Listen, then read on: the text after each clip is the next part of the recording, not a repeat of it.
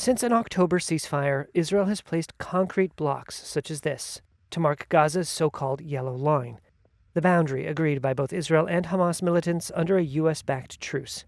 Israeli forces were to withdraw to the Yellow Line, with most of Gaza's civilian population of over 2 million people, many of them displaced by 2 years of brutal war, concentrated on the other side.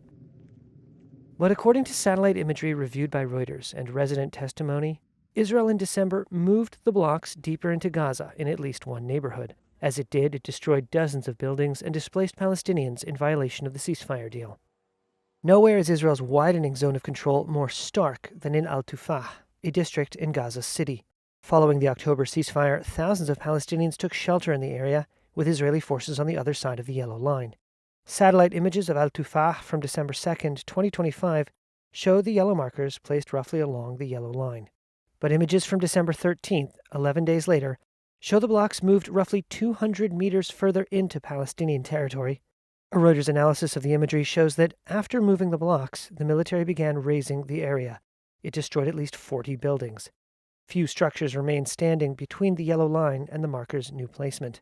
The Israeli military said it was checking Reuters' questions on why the blocks were moved and why the buildings were destroyed. The military has said it has continued operations against Hamas since the ceasefire, including by targeting its tunnel network under Gaza.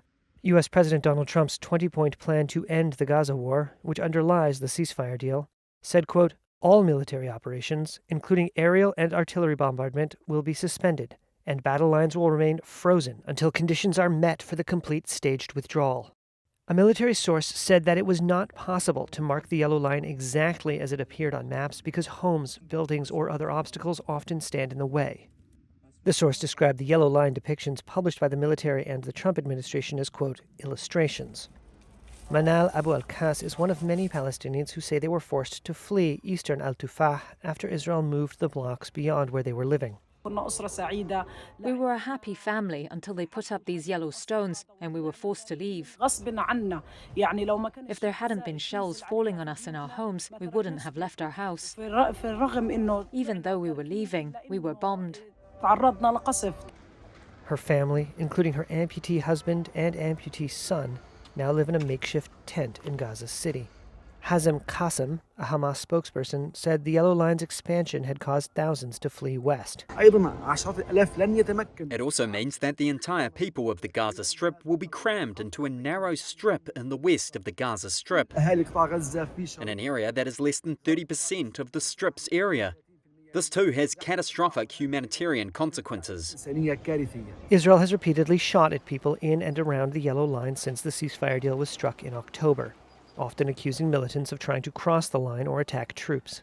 More than 440 Palestinians, including many children, have been killed by Israel since the October deal came into effect, while militants have killed 3 Israeli soldiers.